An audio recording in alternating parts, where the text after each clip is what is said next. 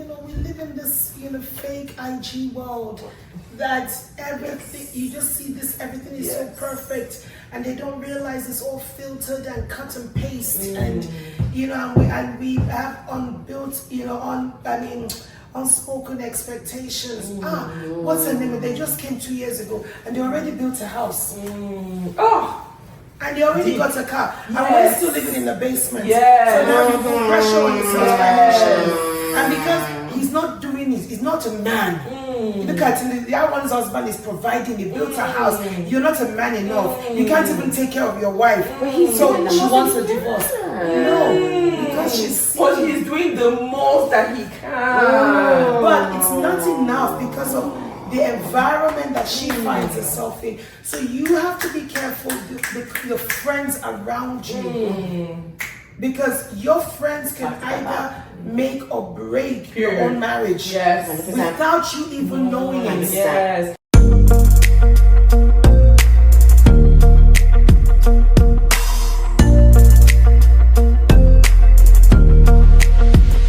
Welcome back, guys, to 30 Plus Therapy.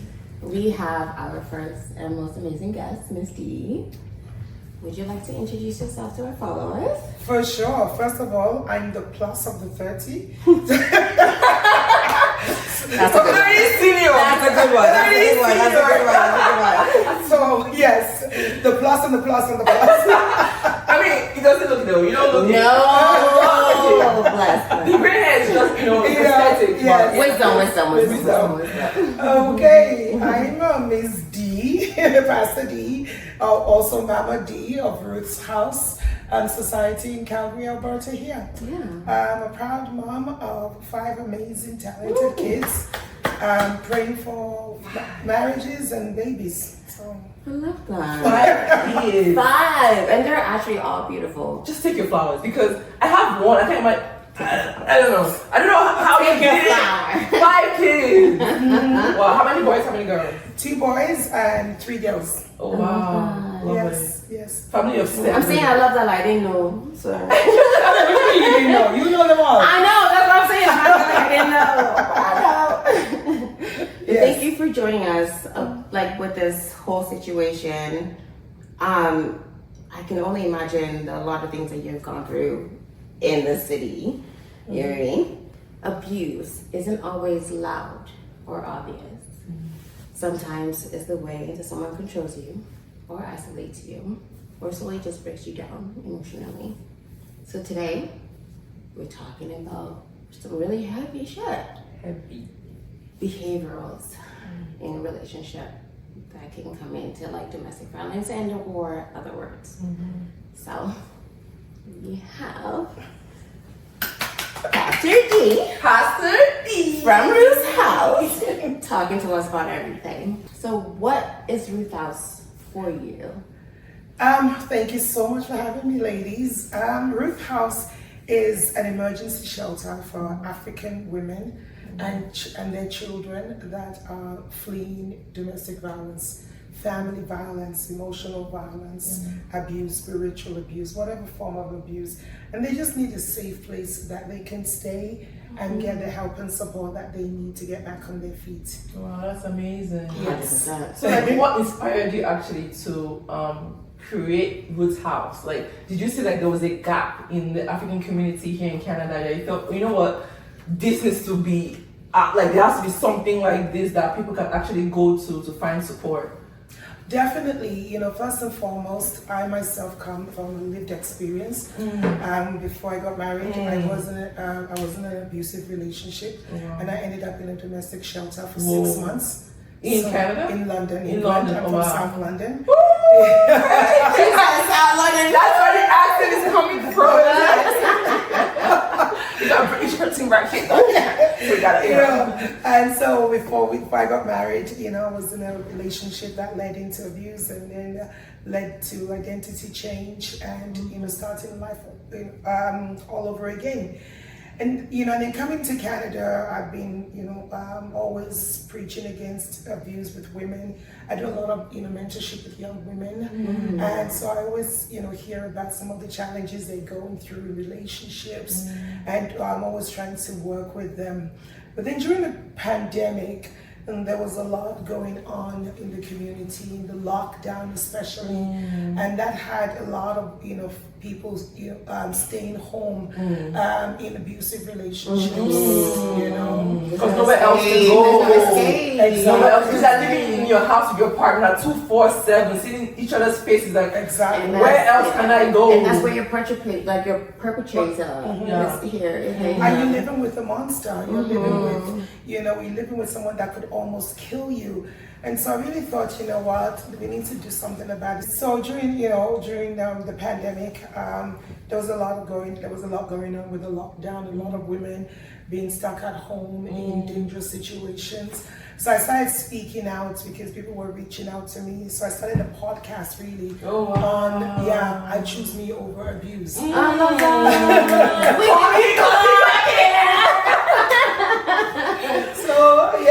So I choose me over abuse, and I was telling listeners that you've got to choose yourself over your abuser.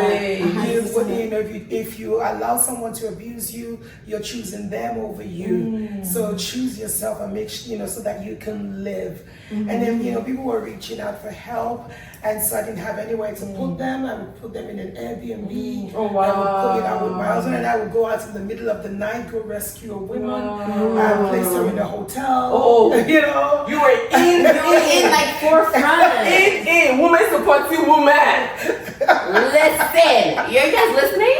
Okay. I had to, and I realized that this is the real work. It's not just about me preaching it. It's about me actually literally saving lives. And then from there, I decided that it's time to, I didn't have anywhere else to take women, it was costing us in hotel and Airbnbs, and even, putting them with friends. How are you paying from your pocket? Yes. I believe that. So I just thought, it's time to do something about it. And then I quit my job to go into this full time, and we turned. Our kids had moved out by then, and we needed a home to allow people to come and stay in. And so and that's how we started Ruth's House. It's a home that houses women and children that they can get the help that they need. All expenses paid. Wow. I mean, it doesn't get better than that. It doesn't get better than that. That's amazing. That's actually amazing. You mentioned earlier that you were in an abusive relationship. How long were you in that relationship for? I was in there for over a year. Wow. So how did you know? So at the time, because obviously you didn't just bounce off and leave immediately. So what made you think that, okay, you know what, I think I'm being abused, to say that I'm actually going to leave this relationship? Well, I didn't know anything about abuse back then. It never occurred to me.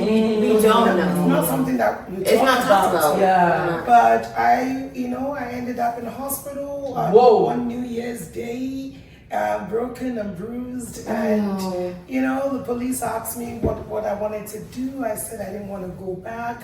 I wanted to start a new life.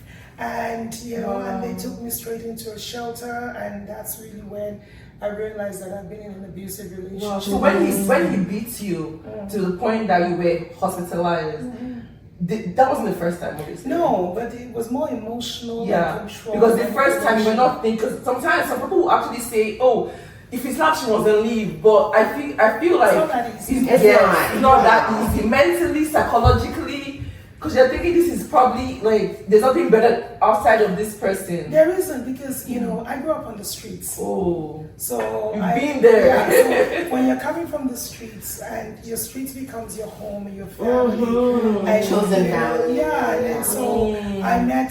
I was homeless for 2 years. So I met this guy. We both met on the streets, homeless. Wow. So we were taking care of each other. Wow.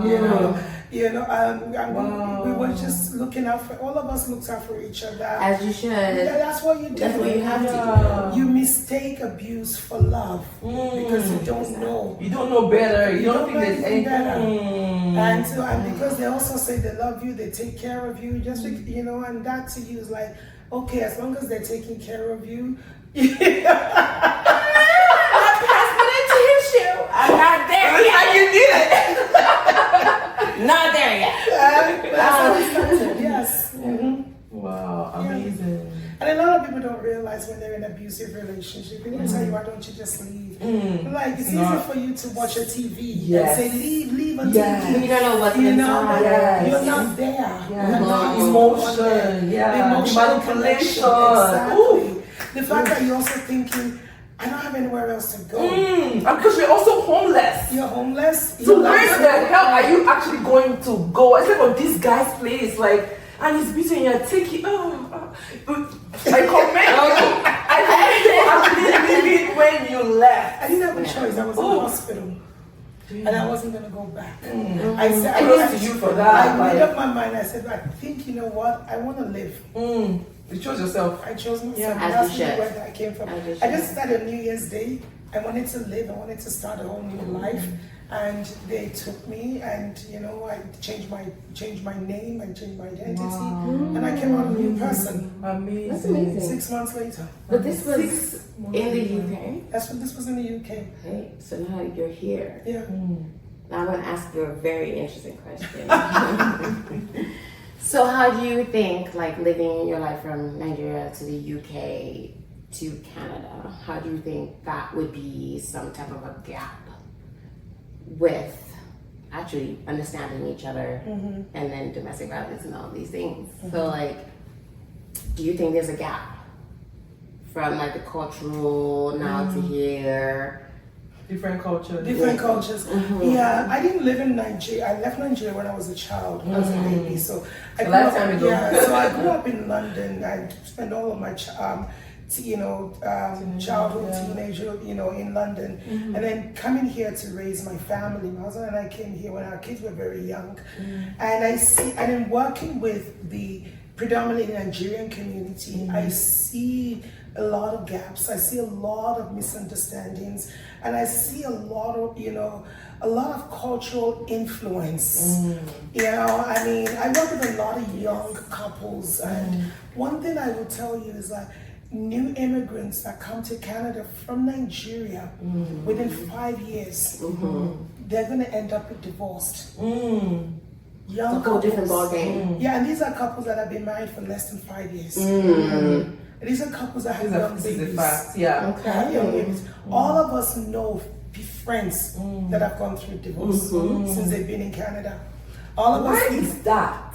Because Why? That's a good question. It's a wrong That's actually a good question because a lot. it's It happens. it's a I know out of 5 families. I know at least 5 out of 5. Yours. I know 5 out of 5. Out of 5 that come here and separate. So why? What is it? It's like it gets So what's lost the each gap? other. Yeah. The thing is that, right, it's like going into marriage. When Nigeria, and I'm gonna use the Nigerians because we're Nigerian, I'm Nigerian. Yeah. And I'm not speaking for other cultures, Yes. just my own. Yes. When we're getting, there's pressure to get married. Parents tell you, finish your education, study, go to school, don't look at boys. Yeah. And from the day you graduate, when are you getting married? That part. This boy. Where are you going to? I'm Come like, back. when did I even have time? I was in We school. didn't drop from the roof. Right. So they automatically think the day you graduate, the next day, when are you You're getting finding married? husbands. You're finding. So there's a pressure to get married. Yes. There's not a pressure to have a career for women. Yes. Or even for men, there's a pressure to get married. Yes. And then they start putting pressure on you, and now they start telling you your clock, some imaginative clock. Imagine we spoke about that episode 3. Yeah, we did. Yes. This spoke clock about does that. not exist. Oh. Yes. It only exists within your families and their friends. Yes. We spoke about that in episode 2, guys. The clock does not exist. It exists between your parents, family, and she couldn't have said it better. Listen, your orbit. days. I'm shaking. And mom is gonna watch this. Oh my God. Yes. Orbit! And so they have this clock based on pressure from society. Yes. The clock belongs to society. That she's graduated. Her friends are telling her, when is your daughter going to marry? When is your son going to bring your wife? And then there's that. So you are now under that pressure. And then from then you get into marriage, and then you're building a future, and you forget that Back home, you have a support system. We as Africans, we are a community. Yes. We are a communal people. Yes. We do not do well in isolations. Yes. Yes. Even if you live in Lagos with your spouse and your children, your family is still there. Yes. Your church community is still there. Yes. You're surrounded by community.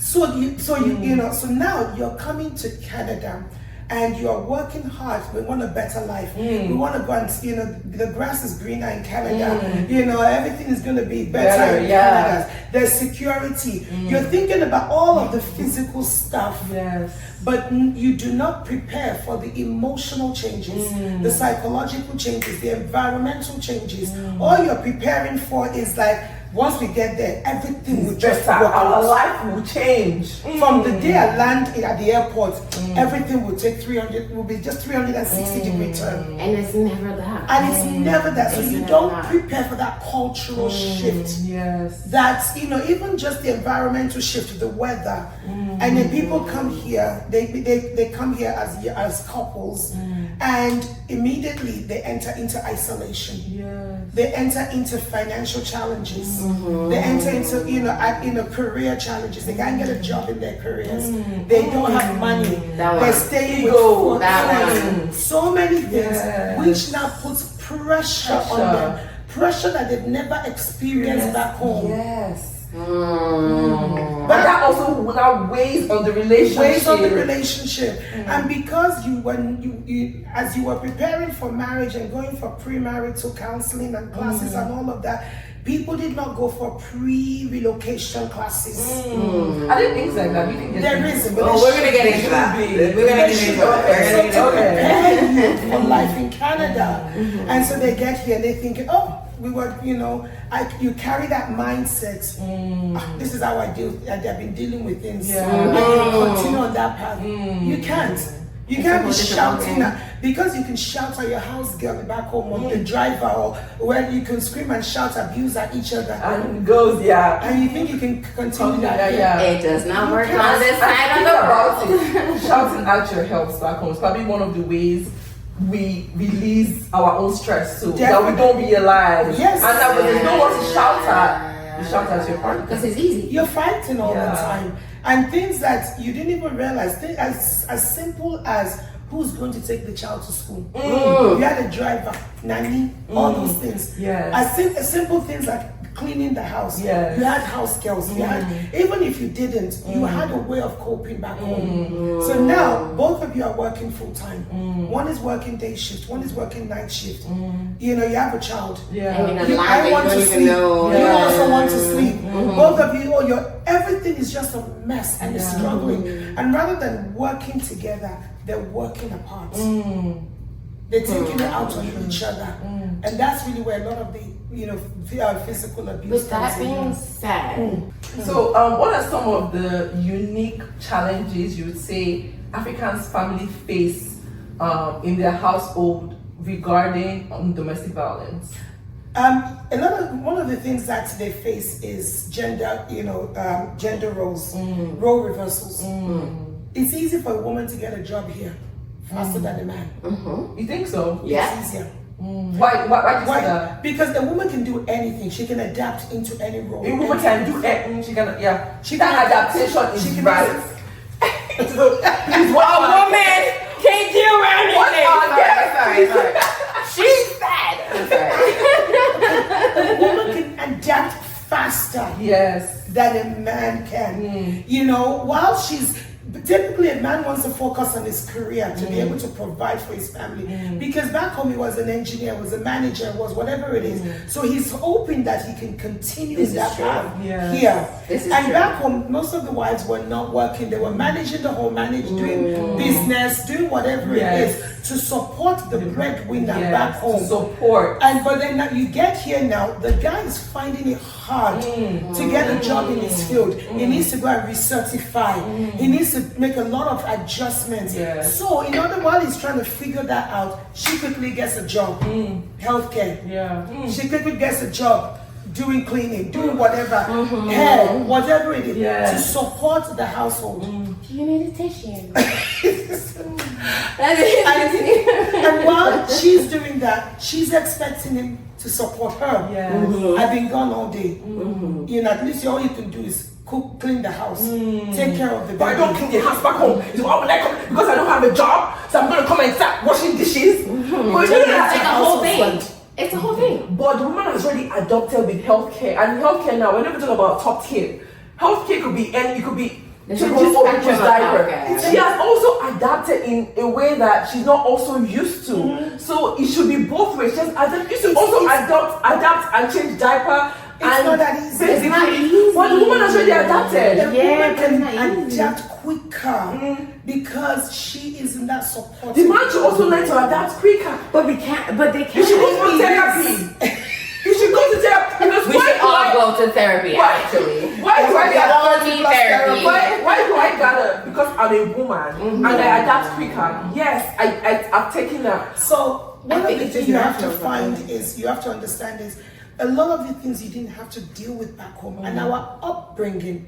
You know, we're brought up differently. To be resilient. Guys are brought up in a different ways than girls. Yeah. When you're bringing up a girl, is the things most of us focus on as back home is make sure you can keep a husband, make sure you can cook, you can take care of your home. Husband, make sure you can provide for your wife. We're raised differently. Yeah. So you can't blame you know, when you come to Canada now, you're now saying I should be doing diaper.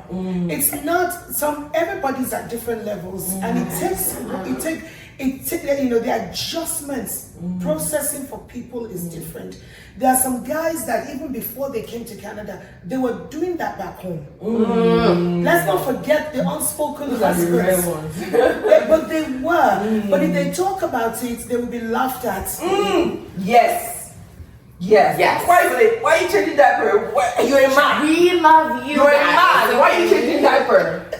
We love you. We have to understand, you know, so it's not that, it's not, you know, we can't attack the men for, you know, not being able to adapt. And you can't also attack the women. It's just that Canada exposes you to cracks that you didn't know you were there. And Canada forces you to embrace things that you didn't know, that you didn't even know about. The first thing you have to understand, when you come here, the weather causes people to have depression. Yes. So you're dealing I have literally like depression on like a daily, like a yearly basis. When you know the month comes in, you know. But why do you think that is? That the weather affects depression? How many of you are coming from snow? We came from The weather, literally, the changes in the weather. Not, you know, we're coming into snow. Everything is dark. It's cold. People are depressed automatically with winter. Winter time is a depressive month. And then you also have the Chinook where people are suffering migraines, all kinds of things. So, you know, so your body is changing. You know, and also you come here. Back home in Nigeria, you have community. Everybody will know. Somebody's passing, they knock on your door. Yes. Here I'm just stopping by. I'm just stopping by. Your neighbor is your uncle. Your neighbor is your aunt. Okay, let me ask you. When was the last time you stopped by somebody's house in Calgary? No. Apart from my sister. Because she's just right. Okay, but even then, still, if she was working, she has told me, don't just stop by at my house. You can, because she always has food at home. But we have to look at it. We're isolated. You can be here for a year and not connect with people. 100%, 120%. And because you're busy, you're working around the clock. So when you come home, you want to sleep. You are active in church back home. You are active in the community. Here you don't have time. It's the individualistic like mindset to be a collective back home. Here is you're for yourself. Canada is an individualistic society. It's an individualistic society. Whereas like back home, next door I can go. You know, my mom was working all the auntie next door was taking care of me. Whereas now I have to like knock and ask to the next neighbor. Oh hey, like how's it going? It's not the same. So like thinking about like people coming from home thinking they have the collective mindset only to reach the individualistic mindset. It does not match. You have nobody to turn to when you're going through problems. And it's also hard for when you come here pregnant. There's no support. The husband is working to make sure they can pay for everything, take care of the wife who can't work. Canada is not a one-income society. You need compared to like Nigeria, for example. You need 2 income to survive in Canada. And a lot of our people don't understand that. I didn't work back home, and now he wants me to go and get a job. Yes, you should. You have to. Some women don't understand that. And it's not their fault. It is not their fault. That's what they were like. That's what they used conditioned to like think of. You know what I mean? Like, listen. Like, I gotta be driving 9 to 5. You know what I mean? If I came older, I'd be like, "Oh, my husband's going to take care of me. It's fine." Yeah. You know what I mean? But back home he was. But now you're not here. Back home, like I know of someone that back home she had like 2 to 3 maids, and I said she moved here pregnant. She already had 2 kids, and she didn't know how. She was every day tears. Talking about, I'm going to move back. Technically, she's still here, but now obviously she's better and everything. But it's like, now no maids, nothing, no help, and 3 kids. 2 kids, I'm pregnant. How am I going to do it? Maybe only 2 kids, and I wasn't even pregnant, and I had like 2, 3 maids. So now, couple that with the fact that the husband is working 2 jobs to take care of them. So he's not around all the time. So then he comes in, and he wants to just catch an hour's sleep. And she says, no, I've been with these kids all day and all night. She wants to sleep. He wants to sleep. Now they get into fights all the time. Because just and they're both right, because he wants to sleep. You with the kids, is it full-time job? The kids at home. I want to sleep. Most of the abuse in our community is situational. Just because of the situation. We're gonna get that. We're gonna get that. So there is that gap in the ways that we in expectations. We just focus that everything will be better. But one thing you have to realize is for everything that you are looking to gain in Canada, you're also going to lose something. You want to gain security here. You will lose community. You will lose support because you can't carry all your mates with you.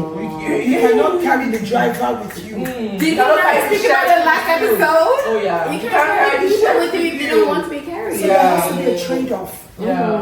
And we don't think about the trade-offs. And okay, what is life like going to be for me? All you're hearing from people is, Canada is beautiful, Canada is big, and the houses are big. People are showing off, but they're not telling you the truth. 100%. How do cultural expectations, religion, or traditions impact survival decisions? Impact survivors' decisions. It plays a huge role. Everything. We are a society that values families. We value our faith and we value our culture. And every decision we make, we consult family members. We consult our faith leaders and we consult our community. Community is different for everyone. Community can be your circle of friends. 100%. Your faith could be your elders, your pastors, your moms. It could be anyone, whatever it is. But we value those opinions. We value those things. So we take into considerations those 3 things. Every survivor of abuse, before they make a decision to get out of a relationship, will consider those 3. What is the impact on my family? How are my family, I can't leave because I have children. Or what is my parents going to see? You have some abusers that they're the ones taking care of your family back home. Right. So your parents will be more inclined to keep you in that relationship because they've been taken care of. I've seen that. So she has to think about, hey, what will my church say? What will the mosque, the faith community say? They're already telling me pray and fast, support, submit, all of these things. So now am I not being a woman of faith? Do I not believe that God will change him, God will change her? So me speaking up or me leaving, does that mean like I'm giving up? Yes, and there's no divorce, if I go by divorce, I will go to hell, or I'm breaking up my home. So all of those play a role. And then you think about the community. Your friends are also telling you, girl, at least he pays the bills. That fine boy of yours is such a nice man. What did you do wrong? What did you do wrong? So people that we listen to all of these voices before we make a decision as to what we want to do. And then when you do finally make that decision, you're now battling guilt. You're battling guilt that I've let myself down. I've let my family down. Our name. See how she threw her husband out. The one. See how she went to Canada. And she now destroyed her marriage. Nobody else my problem has gone through divorce. It can't be me. Yes. It can't be me is the word. Can't shame me or it can't be me. But like culture, and people will tell you, are you the only one? There's so many. This is how we've always dealt with it. And a wise woman builds a home. So you're not being wise. You're foolish. Because you're staying and you're suffering. You was a fool, my God. But we have to understand that our culture, we come from a very patriarchal culture, whereby this is the men's role, this is the wife's role. If anything goes wrong in the home, back then it's the woman's fault. But I see that things are changing in our society. I love the movies that are coming from Nigeria now that are addressing That's my next question. I love how even parents are realizing that they want their children to survive, to live and not die. So we, our, religion, culture, traditions have always influenced a survivor's decision in a negative way, but it is changing because now we are speaking out and people are speaking out, and organizations like us, like Ruth's House, we, from within the community is also advocating for people to live and not die. Because thank you for bringing that back. Ruth's House right here. Go follow, guys. Do you think African communities are ready to have, in Canada or in the diaspora pretty much, are ready to have the conversation about abuse in the home? And also, what do you think or feel needs to be changed? We are having those conversations because, in the last 3 years, we've helped over 7,000 people. Oh! Wow, 7,000! Yeah, we've helped over 7,000. Wow! Wow. Very great. We are ready because we have no choice. We live in a nation that any form of abuse can literally get you into trouble. 100%. So you have no choice. People have, back home you didn't have a platform to speak out. Now here you have that platform to speak out and get the help. So people are taking advantage of that. I like that you mentioned that we didn't have the help back home. Because I used to think that the divorce, because there's actually a different light on it in terms of like when you say different situations are the ones that are coming into the relationship, the uncomfortability of the whole situation, what drives them into drives the family to like abuse and all of that. But I used to have the mindset of the divorce happens because maybe back home they didn't have the resources. For example, the woman now did not have the resources, or yes, there was help, but the shame. They don't want to bear the shame of, I must leave my husband because he's doing this. But now when they now move abroad, like you say, women are adaptable. So now I'm saying, okay, I can actually get a job. He's earning 3K. I can also get a job that's also earning 3K or more. So why do I need to put up to this?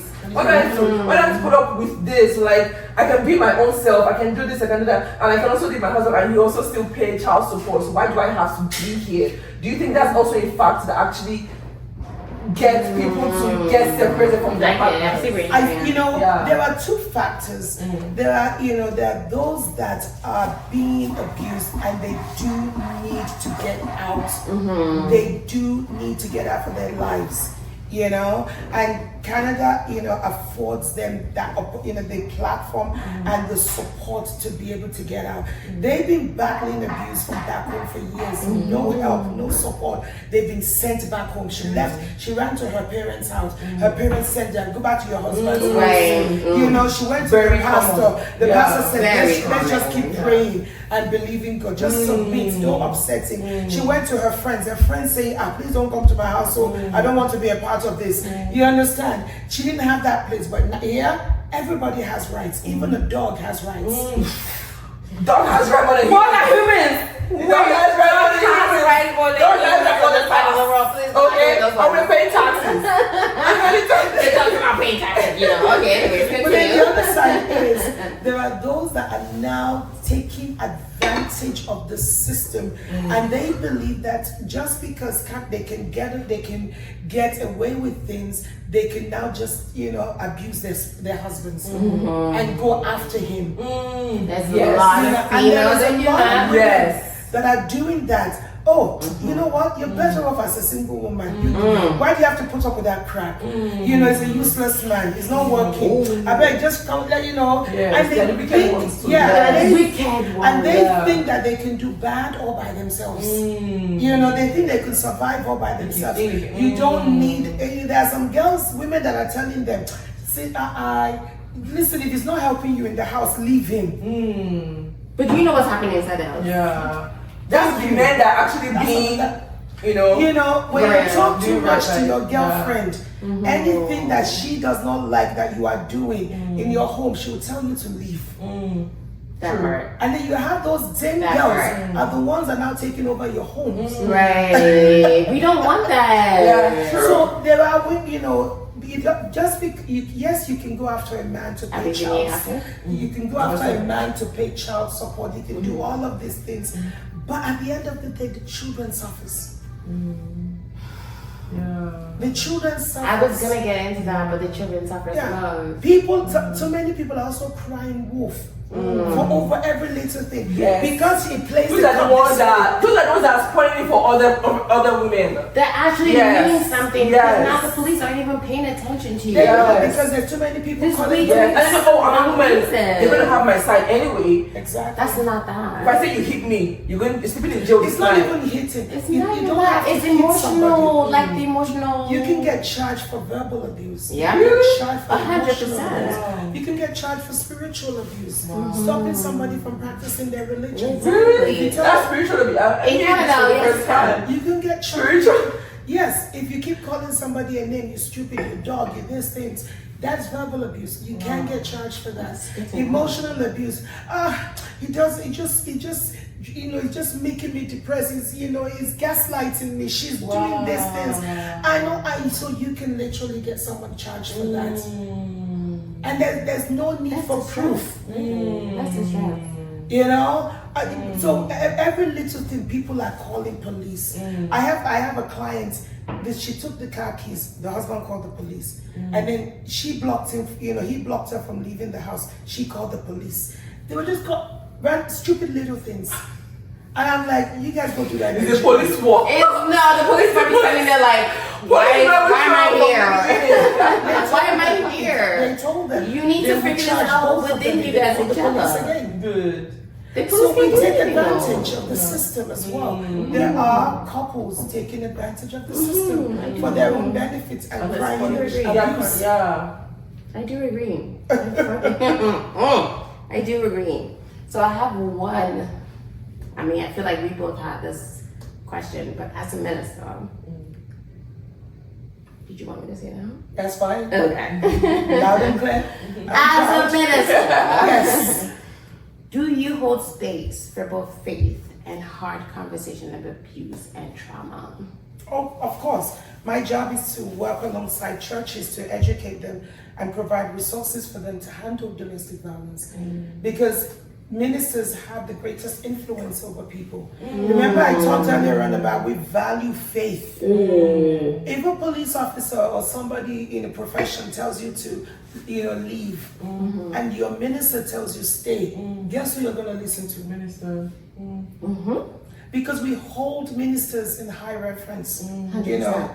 Whether they're, pastors, imams, traditionalists, whatever it is. It's a channel. And we respect them so much. We hold them in high esteem that we think that anything they say goes. Right. More than your own parents. Yeah. More than your own friends. Yeah. That's why off top, just going off the subject, a minister will tell you to, drink gasoline and you will drink it. God forbid. But you see Set the sun on fire. Like I can imagine. you see people eating grass on the stupid videos because we reference them so high. So my job as a pastor that is dealing with domestic violence is to come alongside both ends, the individuals, and say, listen, if you are a Christian, Jesus already died for you. No need to die for somebody. Yep. Wait, you're gonna get it. Clock it. Jesus was already beaten for you. Bible says by his stripes you were healed. He was beaten for you. So don't allow anybody to beat you. Yes. Yeah? And every religion values love. 100%. Yeah? So in your faith, you must look to, the things that talks about love in your religion, not suppression. Yeah? And then the other side of my job is to equip leaders, religious leaders, on how to deal with domestic violence. Don't forget, a lot of pastors are not social workers. All they know to do is what the Bible or the Quran or any of the other books tells them, the good books. And most of those things is about spiritual stuff.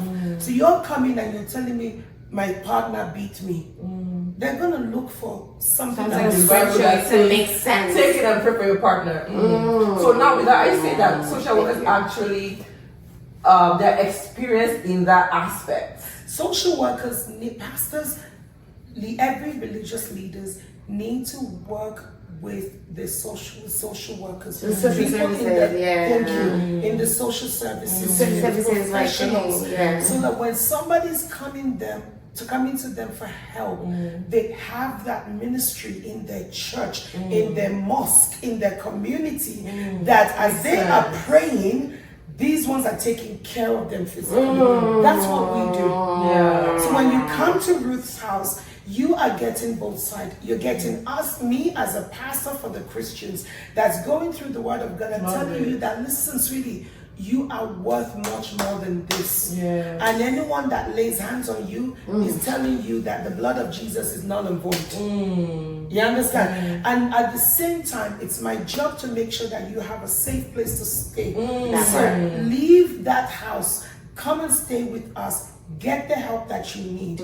Because anyone that beats you, that abuses you, does not honor you. I love it. With that, I'm going to actually ask you this. What role do churches and spiritual leaders play in helping or hurting survivors? Because you mentioned that a lot of people put them in high esteem in their lives. So what role do you think they play in either hurting or helping? Because they can make or break. Definitely. They play a central role, a referee role. So it's important that I love the fact that now a number of pastors are social workers. So they understand. I tell people that if you're not a social worker and you are dealing with domestic violence and something happens to that person, you have aided and abetted it. You are part of it. And you can also be charged because you knew what was going on and you kept that person in I like that you mentioned that Ruth's house doesn't just, because you said a lot of pastors just talk it, like I said, talk is cheap.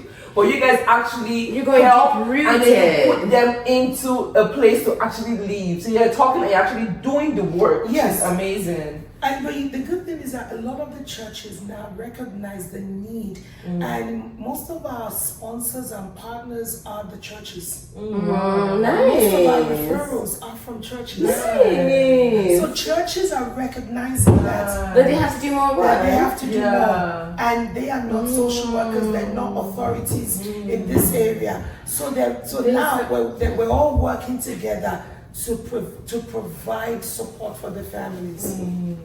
You know, so they're not. So gone are the days where you're being told, sit, pray, all of these things. Pastors now in Canada, I'm not talking about back home. I don't know how it works back home. But here in Canada, because they understand the consequences of every advice they're giving.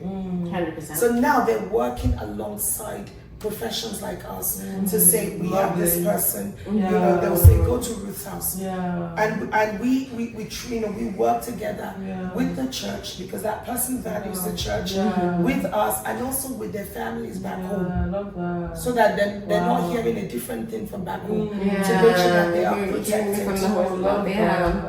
Oh my God, my heart. That's Is it your question or my question? What's one thing you would ask any survivor listening to this? One thing I would ask any survivor Listening right now. Survivor. Survivor listening from domestic violence. What would you ask them or advise Can them to do? Okay.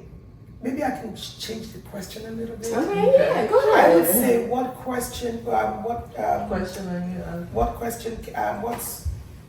can I say to anyone that is going through abuse right now? That part. Yeah. I want to tell anyone that is going through any form of abuse, whether it's physical, you know, she slaps you, he slaps you, they slap you, whatever it is, that is not acceptable. Whether they are cursing you every day, pronouncing, you know, curses upon you, they're just talking down to you, they're making you think as if you're going crazy. That is not accepted. For not religious people, it's called gaslighting. Yep. Sorry, go ahead. You know, for those of you that financially they're withholding, finances from you and making you dependent on them for everything because you don't have your own money, or because you have your own money and you're giving it to them, and they're now deciding what to give you. People still do that in 2025? They still do that. Take my income. Listen, let me protect my husband, that's my wife, and then all the money goes into. So we have all of these things. What I will say to you is that you don't have to suffer in silence, and don't go to your friends and families. Get professional help, because your friends and families will be biased. You know, and they will want to protect everybody. But you need to get professional help. You know, the professional help that's not judgment, that is non-judgmental. Third party, and does not involve your community. Does not involve your faith, your family, or your community. That third party help, so that you can get out of this, you know, and get out and then get help. Get help for yourself from outside.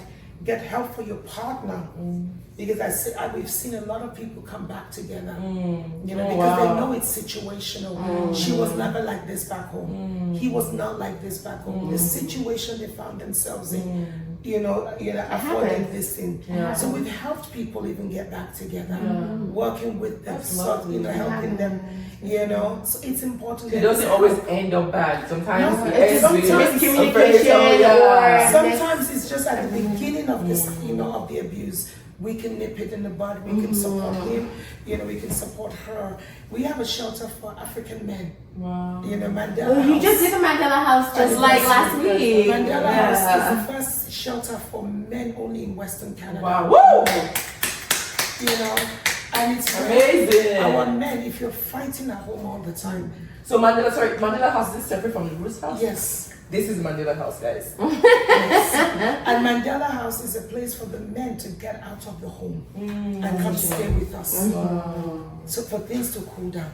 Has there been mentioned? Yes, we're always full. Okay. Wow. All right.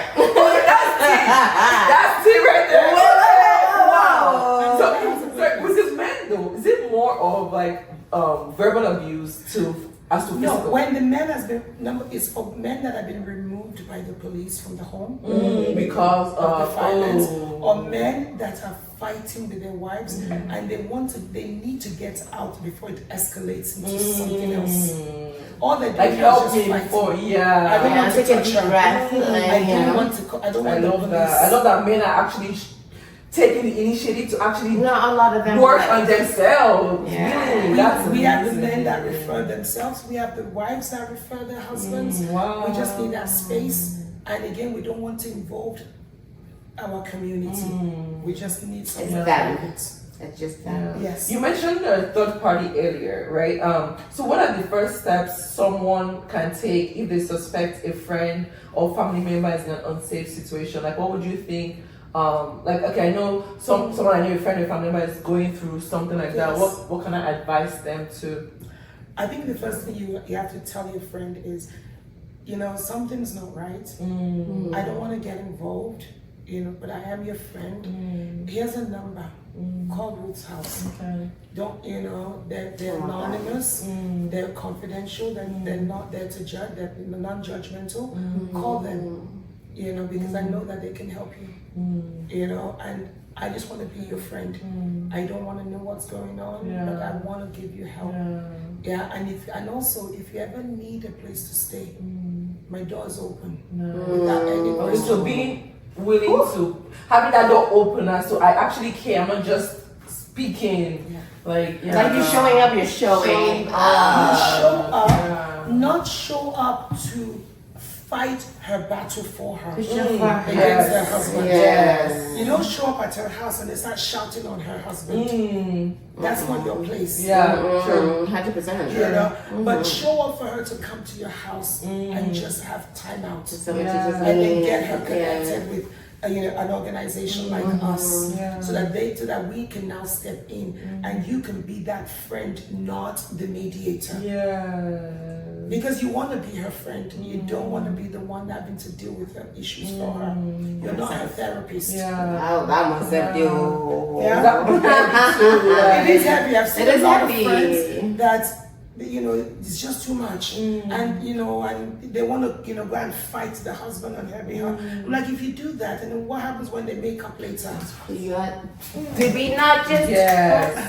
Because when they make up, like, don't send me out. Don't is the enemy. When you're just trying to have my back, So you're saying rather just be a shoulder to lean on. Like, so if you guys come back, she was just listening to me, and I just feel like I had a safe space to go to other than my home. She came to my house. I'm not calling you. But did you take my friend? No, you don't do that. Come to my house. Okay, let's get you help. Let's call Ruth's house and let them handle it. I don't want to be involved. That's what you need to do. And don't take third party offense. Third party offense is it's a huge thing. You're fighting her husband on your behalf. It does not. It doesn't work for anybody, really. It doesn't end well. It never ends well. Oh my God. So tell her to call us anonymously, and we can help. And we don't just help her, we help everybody in the home. We work with everybody because everyone's coming from a place of stress and trauma. It's giving not taking sides. We don't take sides. You guys try to understand. We work hand in hand together without even knowing that we work hand in hand together based on like a family situation. So we don't take sides. There is no side in this. We don't take side. Everybody has a story. Everything is subjective based on the lens you're seeing things from and the angle. So ours is, how do we help all of you to remain safe and to protect everybody? And your culture too, in the long run. Yeah. Because it's not like you just handing your hat to somebody who doesn't know where you're coming from or your cultural backgrounds or traditions or anything. Like, this is cultural tradition and because religion and community. Like, you know what I mean? It's all joining. Because if you go outside of our community, the mainstream agencies, the way they'll deal with things does not. They don't really understand. They don't understand. It's better when someone like you that actually understands what you're going through. Yeah, it's not black and white. white. It's not the same. You know, you go to a mainstream shelter or agency, and don't forget individualistic, society. Yes. Just think about yourself. Just do what's right for you. Television. Just television. I'm like, sorry, it's not just me. I gotta think about my kids, my family. I gotta, I can't survive just by myself. Yeah, you need your family. You know? And a lot of people in Western world can survive without families. You're not wrong about that. We're not wired that way. I do have a question. So, how can we support Ruth's House?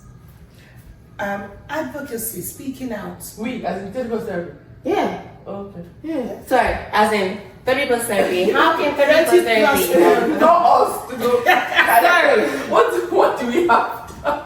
You have a mouth. How do we? I said, what do we have? Okay, say us or general. How many bedrooms do you have? Sorry. Okay, we can use 2 rooms. Okay, which one is your bed? How can we? Oh my God. You okay? Okay, say that again. I love it. How can the Nigerian Canadians Association support Ruth's House?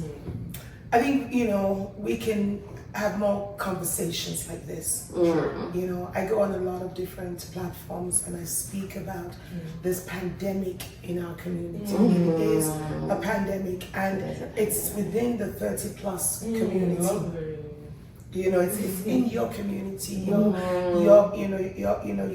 group, your age group, that this thing is widespread, and and everyone feels as if they have no choice, they have no support, and there is support, there is help, and so I think it's important for the 30 plus, therapy community, Nigerian Association, all of us together collectively talk about this, create spaces for conversations, wherever we are, because it is happening to all of us, and whether we realize it or not, it's indirectly affecting our own relationships and marriages, because before you know it, what's happened to your friend's marriage or relationship, you try to start looking at your relationship that way, and seeing, now he's starting to behave like, what's the name's husband? And what was not there, you start comparing. And what was not there, you start envisioning, based on what your friend is doing. I like that you said that, because there's a lot of comparison being made in the Nigerian community here in Canada. A lot, like, this person is doing it, but why did you? But what's the reason? Just go on with your own? No. Just go on with your own, vision. You don't have to look at other people's. You don't know what's going on in their own marriage or situation. Focus on yours. Everybody, we live in this, fake IG world that everything, you just see this, everything is so perfect, and they don't realize it's all filtered and cut and paste, and we have unbuilt, unspoken expectations. What's her name? They just came 2 years ago and they already built a house. And they already got a car. And we're still living in the basement. So now you put pressure on yourself financially. And because he's not doing it, he's not a man. You look at him, the other one's husband is providing, he built a house. You're not a man enough. You can't even take care of your wife. So she wants a divorce. No, because she's doing the most that he can. But it's not enough because of the environment that she finds herself in. So you have to be careful, the friends around you. Because your friends can either make or break your own marriage. Yes. Without you even knowing it. Yes. Because there's all these little comments like, people don't have this. Why? It's going to start building up in your head. Yes. It's not one day. It's going to just start building. And now you see, you know that your husband has $100 in his account, but he's giving you $98. That's, you know what I'm saying? But you're looking at someone that, okay, the husband gave her $5, but how do you know he's giving that? you what he has. You know what I'm saying? Yeah, people only tell you what they want you to form an impression on. People only tell you what they want you to form an impression on. Deep. It's crazy. They're not going to tell you the truth. It's just things out, right? They're not going to tell you the truth. Yeah. Who's going to tell you, oh, my husband, earns $5 and, come on. How's that going to go down? Yeah. They're going to say, my husband just bought me a car. Oh, congratulations. I'm like, and so what? But they forget to tell you that they're both paying for it on credit. Yeah. That was a deal. Yeah, pray for it. Pray for other people are suffering because of that too. You're boasting that, look what those things, or, oh, my husband did this, or my wife did this, and then you now come home and we're driving this smoke. Did you not see what he just bought her? But they're still going to pay for it, unless he paid cash. So how do you feel like these people should actually deal with situations like this, where it's like you said, okay, we're living in the basement and these other people are doing so? How can we combat that from feeling jealous or attacking our partners, either from the woman or from the man? How can we live through that without? It's a choice. It's every day you wake up and you make a decision to put your family first. True. Putting your family first. But it's kind of hard to make yourself a choice, isn't it? It's hard, but you fight the good fight every day, and also you distance yourself from certain things that does not help your family. It doesn't serve It does not serve your marriage. Yeah. If you have a friend that all she does is brag every day, mute. Thank you. Goodbye. Muted. Do it. I mean, you've seen, I don't know if you've heard of this thing, scroll, delete. Yes. Block. Yeah. If you're seeing certain things and it's creating something in you that is causing jealousy, rage, or disrespect in your home, block. Love. So that's really you putting your family first, yourself first. Put yourself first. Yes. And then your family, because without you being first, your family is nothing. You have to put your mind to be deal with you first. If you know you're not strong enough to handle that jealousy and that, oh my gosh, she has this nice thing in her house. I had a couple. She was fighting her husband over iPhone 13. iPhone. Phone. Nigerians love iPhones. I was about to say it sounds like a Nigerian thing. Because why it led to violence. I think it's Canada. Yes. In Nigeria, in Nigeria, yes. That's what anybody can have. Just walk into Rogers, you can have the latest phone. Do you know that? Like anybody can have the latest phone. Anybody. But back home. But don't forget, back home, there's this thing about pride. My husband bought me a phone, a brand new phone. I see, my boyfriend bought me this. That's fair. There's that pride thing. Fair. Here, we don't forget, we're still the same people here. We just change locations. So she was fighting her husband over the iPhone 13? Yeah, because he bought her some cheap phone. And she wanted the iPhone. The latest of them. The latest iPhones. And he said, no, this was the only one he could afford, in Calgary here. And she got so mad. She got so mad. And they started arguing and arguing. And then he took the phone and threw it and smashed it. She called Is it his phone? Please don't She called the police. She called the police? Yes, and he got arrested because damage to personal item and threats to her life. A personal item, but technically the phone is under his name. I was about to ask. It's her phone, her gift. It's a gift, but it's under his name. What is the evidence? I was saying, but it's not under his name, but he got it. No, it's hers. He gifted her. She called the police. You know what? It happens. If you give somebody something, It's theirs. Sadly. And if you destroy it, Sadly, you it destroy What the is person. police doing? He got removed from the home. Over iPhone. The iPhone led to fighting, arguments. And so it And led then to some DV he- stuff, I'm pretty sure. Exactly. He threw the phone. You understand? That's crazy. Mm. That's a good advert for Apple though. If you don't want divorce in your home, buy iPhone for your partner. I know, not even like a G-Class, you know, a Rolls Royce. I can't. But come on, Nigerians and iPhones. True. Nigerians and iPhones. I'm getting the newest one. The newest one. As soon as it drops. Yes. As soon as the newest one. How? And Why? then they have no clothes on.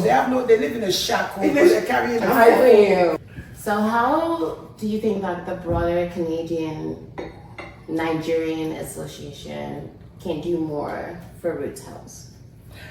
I think they can support us more in terms of advertisements, in terms of collaborations, you know, and in terms of just even volunteering. We have 2 shelters. We always need them. All of the service providers, you know, provide services for free. Our social workers work for free. They donate their I time. know that. Our therapists donate their time. Lawyers donate their time. I know that. Shout out to everybody helping in Ruth's house. Yes, Shout out and to we have, you know, caterers that bring food. Churches, like I said, churches are one of our biggest partners. Yeah. You know, they supply lots of, you know, items to us. You know, food, clothing, toiletries, all the things that we need. So I think that support is what was needed. We're the only organization that supports the community. And you know, and it's amazing. And when you look at the statistics of the numbers of Nigerians or Africans in the diaspora here in Calgary, Alberta, and you have 1 shelter.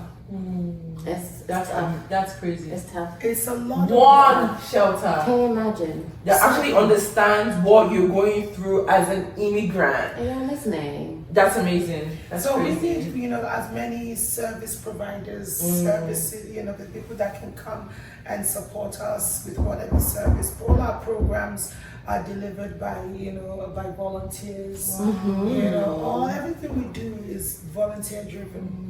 You know, and as long as they're ready to serve the community and they're ready to donate their time, that's the only way we can support them. You know, and so we're grateful for the support that we've been receiving from the community. They have done well. So guys, you're here. So now you be the next support. Yes. Okay. Also, as we're wrapping this to close to an end, it's been an amazing session so far. I'll like, don't cry. Just one final question for you. What would you say healing looks like beyond leaving the situation? Like, what would you say? Okay, this person is healed or is healing. Apart from, okay, she left or he left the situation. I think healing is being able to forgive. You know, healing is being able to keep going forward. Yeah, whether together or by yourself. I think healing is being able to support other people. You know, you go back and you help somebody else. That's what healing looks like. You know, you give back.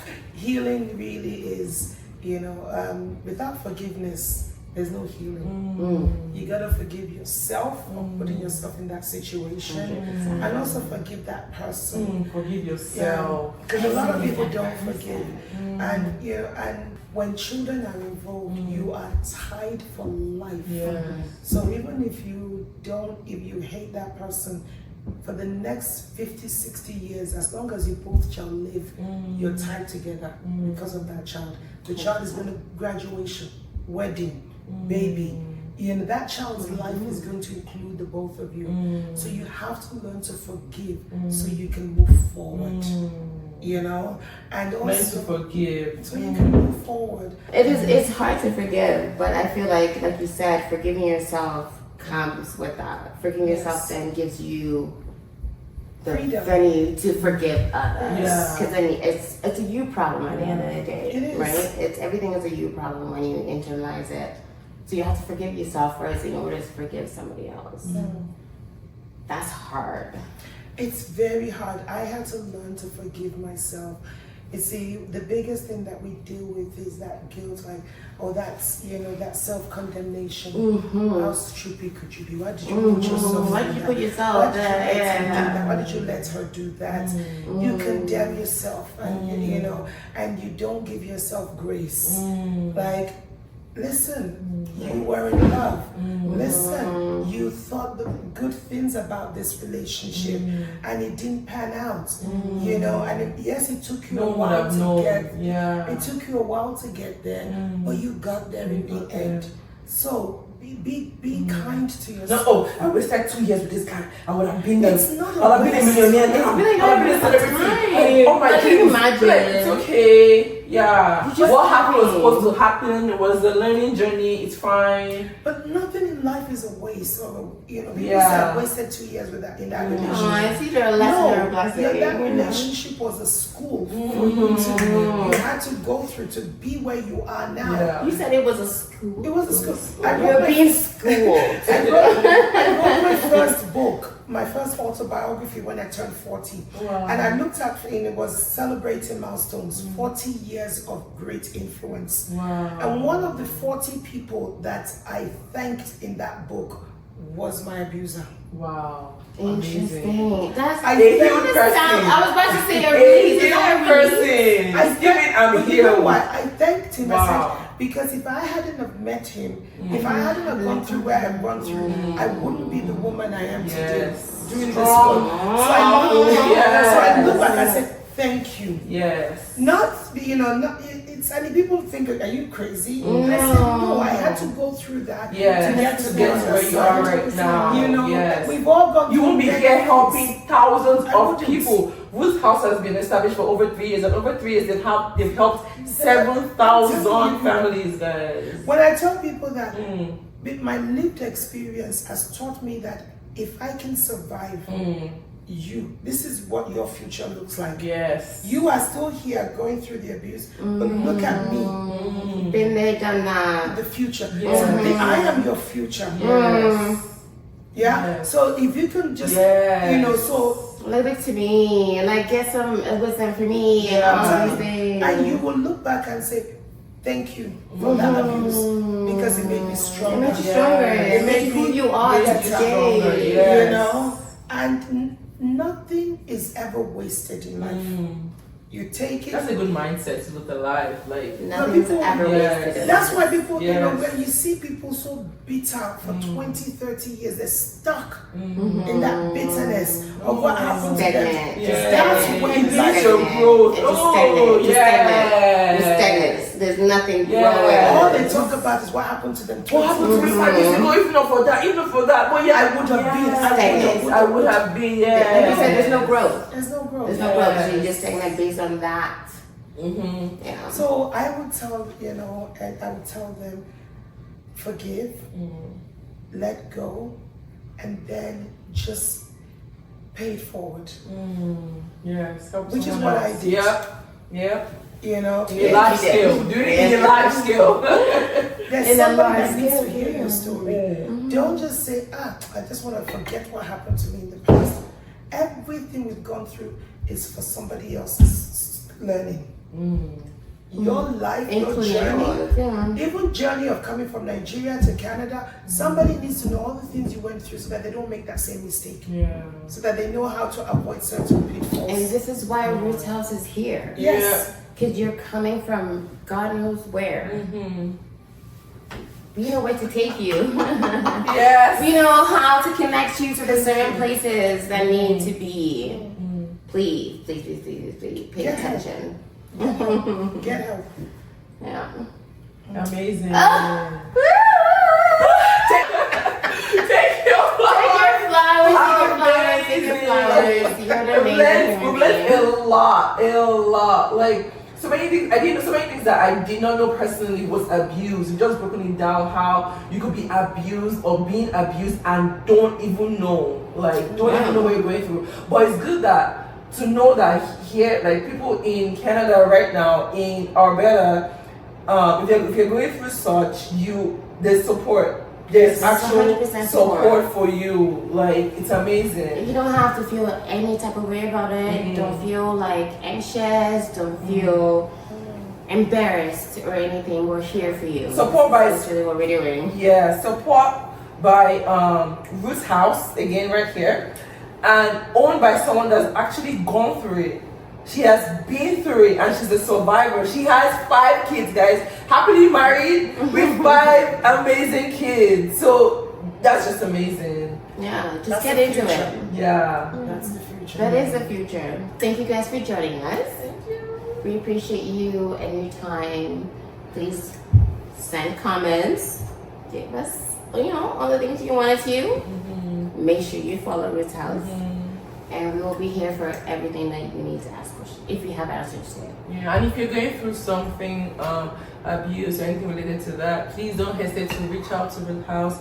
If you have questions for us, let us know in the DMs. Obviously, it's going to be anonymous. If you want us to read your story, we won't mind reading it, obviously anonymously as well. But please go follow Ruth's house. Support them, Nigerian community in Canada. They're doing an amazing job, and we just wish and hope that you guys will grow from where you are right now to 10 times more before the end of the year. It will be. Helping people. But you guys have to, like, people that are going through it, I feel like they actually have to speak up, because nobody knows who's going through what, right? Please speak until you actually decide to speak up to get help.